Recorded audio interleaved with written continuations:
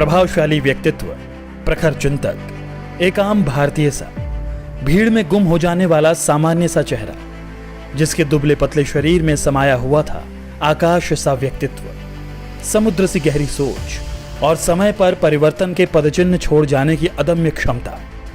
ऐसे थे एकात्मक मानववाद और अंत्योदय जैसे दर्शन के प्रणेता पंडित दीनदयाल उपाध्याय जी, जिन्होंने अपनी पूरी जिंदगी राष्ट्र को समर्पित कर अपने प्रखर विचारों और व्यापक चिंतन से आने वाले समय में राजनीति ही नहीं वरन राष्ट्र नीति को भी नई परिभाषा दी। उनके सिद्धांतों ने एक ऐसे संगठन की नींव रखी जो आने वाले समय में देश की नीति का निर्धारण करने वाला था। दीनदयाल जी बहुआयामी व्यक्तित्व के धनी थे। इस महान व्यक्तित्व में कुशल चिंतक, संगठन शास्त्री, शिक्षाविद, राजनीतिज्ञ, वक्ता और लेखक का प्रतिबिंब था। 25 सितंबर 1916 को मथुरा जिले के छोटे से गांव नगला चंद्रभान में पंडित दीनदयाल जी का जन्म एक अति निर्धन परिवार में हुआ था। बालक दीनदयाल होश संभाल भी ना पाए थे कि उनके माता पिता का देहांत हो गया।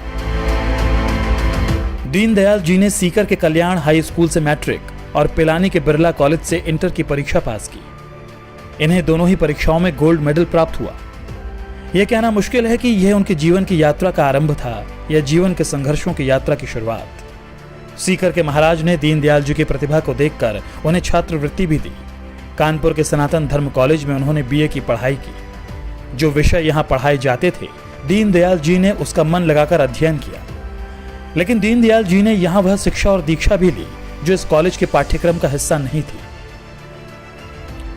यहीं उनका संपर्क श्री बलवंत महाशब्दे से हुआ, जिनकी प्रेरणा से सन 1937 में वो राष्ट्रीय स्वयंसेवक संघ में शामिल हो गए। दीनदयाल जी के लिए यह समय व्यक्तिगत संघर्षों के साए से बाहर निकलकर राष्ट्र की समग्रता के दर्शन का साबित हुआ। दीनदयाल जी बीए करने के बाद एमए करने के लिए आगरा चले गए। यहाँ पर वेद नानाजी देशमुख और भावराव झुकादे के साथ राष्ट्रीय स्वयंसेवक संघ की गतिविधियों में हिस्सा लेने लगे। उनमें सामाजिक जीवन के प्रति चेतना के अंकुर फूट चुके थे।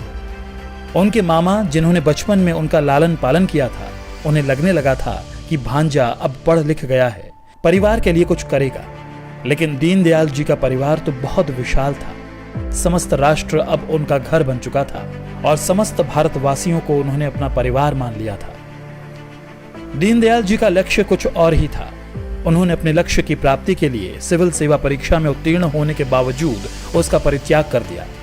उन्होंने अपने संकल्प के बारे में अपने मामा जी को जो पत्र लिखा वो इस प्रकार था। जब किसी मनुष्य के किसी अंग को लकवा मार जाता है तो वो चेतना शून्य हो जाता है। इसी भांति हमारे समाज को लकवा मार गया है। उसको कोई कितना भी कष्ट क्यों ना दे, पर महसूस ही नहीं होता। हर एक तभी महसूस करता है जब चोट उसके सिर पर आकर पड़ती है। हमारे पतन का कारण हमारे संगठन की कमी ही है। अशिक्षा अभी तो पतित अवस्था के लक्षण मात्र ही है।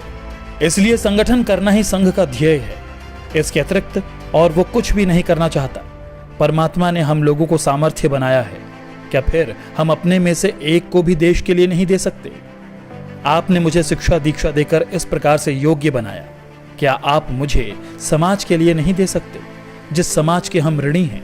ये तो एक प्रकार से त्याग भी नहीं है, विनियोग है।